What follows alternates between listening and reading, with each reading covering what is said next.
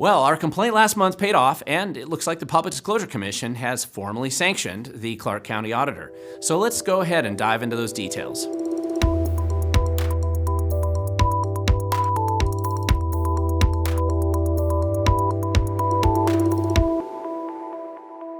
Thank you for watching. My name's Glen Morgan, and this is We the Govern. So I want to just back up. As I mentioned earlier, sometimes I talk about on my show all these different complaints that I file against different elected officials, and sometimes the Public Disclosure Commission moves quickly, which they did recently with the Clark County Auditor and a complaint that we had filed just last month. So let's get into the details on this and really explain this a little bit more. It's kind of an interesting case, and it's not unusual, but it is unusual that an auditor would make this kind of mistake. So again, if you're interested in campaign finance laws or ethics laws, and you want to know if your local politicians or candidates or PACs or parties are following these laws, or lobbyists as well, you actually go to the Public Disclosure Commission, pdc.wa.gov. I've linked to it down below. There's lots of information here. This is actually a great resource for anybody that cares about anything in the political process. There's just a lot of information you can get there. And that's the place I go to figure out who's following the law and who is not.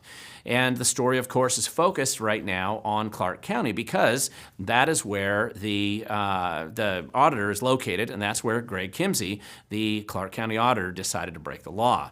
So it's in the Southwest Washington, and it's actually where I'm filming this video today. So let's talk about Greg Kimsey and what he actually did. Now, he's been fossilized in office as the Clark County Auditor, I believe, since the Clinton administration. So he's been in there for a long time, and in theory, he should know what he's doing. But unfortunately, it looks like when it comes to his campaign finance, attempting to comply with the campaign finance laws, he's not been very good, and that's why he received a formal sanction located here. And this is the actual formal warning letter, a formal sanction from the Public Disclosure Commission, appropriately enough, that was sent on October 31st, so on Halloween.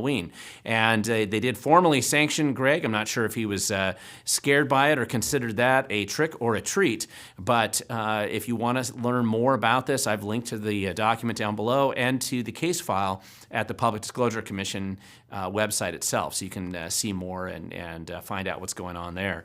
Now, I will point out, when you go to the the Public Disclosure page, you can actually go to enforcement pages, and you can see actually the case file right here. And essentially what this complaint really involved was the fact that Clark County Auditor Kimsey failed to, in fact, it looks like he attempted to conceal the source of about $7,000, his largest contribution to his current 2022 political campaign. And this was actually a violation that he committed a little while ago, when it would have been very easy for him to comply and just report the fact that his surplus account was kicking this cash into his campaign to get him going. This is not a difficult thing to comply with, but it does look like he failed to comply with it.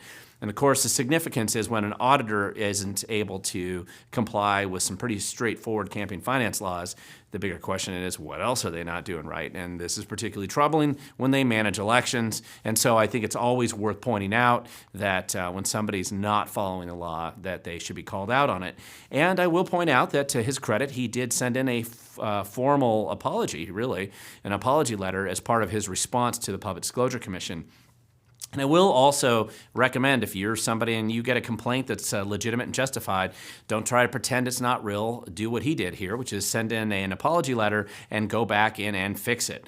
That is actually a pretty appropriate way and an effective way to respond when you've been caught breaking the law. And it's kind of a contrition letter, and it's just a smart way to go.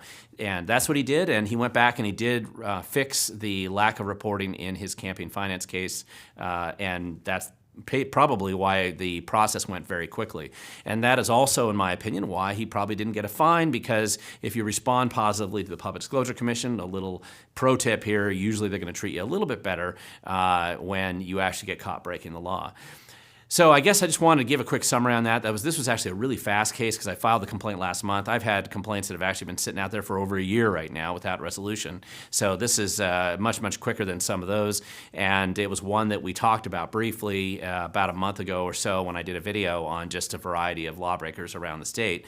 And so I think it's just important sometimes to follow up on those and just explain, here's what actually happened at the end of the day. Now listen, I know people will say they should have thrown the book at him and he should have had a huge fine fine and he should have gotten in trouble and all these other things. And I realize there's going to be a lot of people that feel that way. However, it is what it is. This is how they typically process cases like this right now. And this is, I think I have to go back and keep track. I know I've had so many politicians fined or sanctioned now over the years, I can't keep track of how many I'm at right now. But if you want to keep track of them, go to my website down below at wetogovern.com. I'll link to it there. You can see the list of literally hundreds of other politicians and judges and PACs and others who've been sanctioned or fined or sued or litigated against based on their ethics or campaign finance law breaking.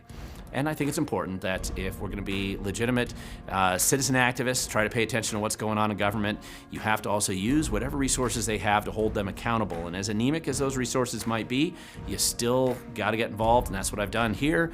Demonstrate how to do it. You can do it too.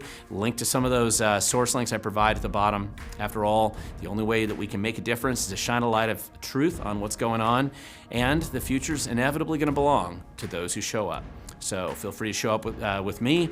Hopefully I'm teaching you how to do this. Just look at what I've done down below. And I look forward to talking about the next one very soon.